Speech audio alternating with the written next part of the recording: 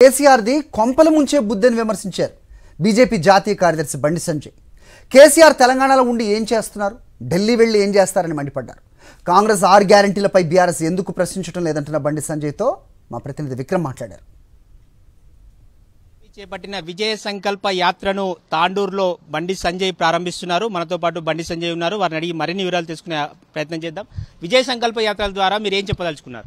దేశంలో రాజకీయ పరిశ్రమను చూస్తా ఉన్నాం. మనం దేశంలో ఉన్న పరిస్థితి, గతంలో కాంగ్రెస్ పార్టీ పాలనలో ఈ దేశం అధోగతి పాలన విషయము, అనేక స్కామ్లతో తల్లడిల్లినటువంటి పరిస్థితి మనం చూసినాం. మనం నరేంద్ర మోడీ గారు ప్రధానమంత్రి అయిన తర్వాత 2014 నుంచి ఇప్పటి వరకు ఈ దేశం ఆర్థిక రంగంలో కానీ, అభివృద్ధి విషయంలో కానీ, రక్షణ విషయంలో కానీ, సంక్షేమ పథకాలు అమలు చేసే విషయంలో కానీ, పేదలను ఆదుకోవడం విషయంలో కానీ, ఇచ్చిన హామీలు నెరవేర్చిన విషయంలో ఏ విధంగా పూర్తి స్థాయి సక్సెస్ అయినామో మనందరికీ తెలుసు.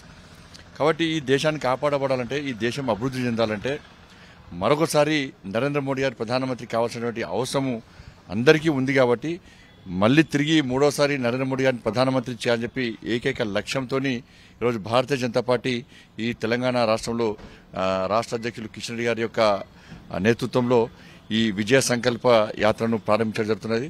ప్రజలందరికీ విజ్ఞప్తి చేస్తున్నాం, మోడీ గారు తిరిగి ప్రధానమంత్రి చేయని మోడీ గారిని, ఈ దేశాన్ని కాపాడుకుందాం, దేశాన్ని రక్షించుకుందాం, దేశాన్ని అభివృద్ధి చేసుకుందాం అన్న ఒక లక్ష్యంతో ఈ యాత్రను ముందుకు తీసుకునే ప్రయత్నం చేస్తా ఉన్నాం. బీజేపీ బీఆర్ఎస్ పొత్తుందనే ఒక ప్రచారం కొనసాగుతుంది. ఈ ప్రచారంలో వాస్తవం ఎంత? అదేవిధంగా మాజీ ముఖ్యమంత్రి కేసీఆర్ ఢిల్లీ వెళ్తున్నారని ప్రచారం జరుగుతుంది. వీటన్నిటిని ఏ విధంగా చూడొచ్చు? కేసీఆర్ కు కొంపలు ముంచే బుద్ధి మాత్రమే కేసీఆర్ కు ఉంటుంది. బీఆర్ఎస్ కాంగ్రెస్ రెండు ఒకటే, మీరు గుర్తుంచుకోండి. ఒక్కటి ఇలా సాక్షి టీవీ ద్వారా విజ్ఞప్తి చేస్తున్నాను. ప్రధాన ప్రతిపక్ష పార్టీ అని చెప్పుకున్న బీఆర్ఎస్ పార్టీ ఎన్నికల ముందు కాంగ్రెస్ పార్టీ ఇచ్చినటువంటి 6 గ్యారెంటీల విషయంలో కానీ, ఇచ్చిన హామీల విషయంలో కానీ, బడ్జెట్లో ఈ ఇచ్చిన హామీలు 6 గ్యారెంటీల విషయంలో బడ్జెట్ కేటాయించిన విధానాన్ని విషయంలో కానీ ఏ రోజైనా ప్రశ్నించిందా? ఎందుకు ప్రశ్నించలే? అండర్స్టాండింగ్ ఇద్దరి మధ్యలో లోపాయకార ఒప్పందం కుదుర్చుకొని హామీల విషయంలో, గ్యారెంటీ విషయంలో మీరు మాట్లాడద్దు, మీ అవినీతి విషయంలో మేము మాట్లాడము, బీజేపీకి అవకాశం ఇవ్వద్దు అన్నటువంటి ఒక ప్లాన్ ప్రకారం జరిగింది. కానీ మీడియాను తప్పుదారి పట్టించడానికి కేసీఆర్ పన్నుతున్న కుట్ర.